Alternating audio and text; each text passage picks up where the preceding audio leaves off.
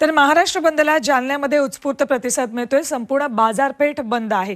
सकल मराठा समाजानं जरांगेंच्या उपोषणाला पाठिंबा देत आज महाराष्ट्र बंदची हाक दिली आणि त्याला जालन्यात सध्या तरी प्रतिसाद मिळताना दिसतोय।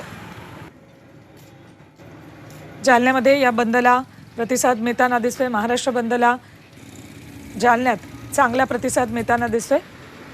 याचा आढावा घेतलाय आमचे प्रतिनिधी नितेश महाजन यांनी। मराठा आरक्षणाच्या मागणीसाठी राज्यातील सकल मराठा समाजाच्या वतीनं आज महाराष्ट्र बंदचं आवाहन करण्यात आलेलं आहे। मी आता जालना शहरातील सावरकर चौकामध्ये आहे। आपण या ठिकाणी बघू शकतो सर्व दुकानं जी आहेत ती बंद आहे। रस्त्यावर फक्त वाहतूक सुरू असल्याचं आपल्याला दिसून येत आहे।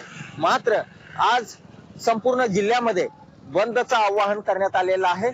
मनोज जरांगे पाटील गेल्या 5 दिवसांपासून तिसऱ्यांदा आमरण उपोषणाला बसलेले आहेत।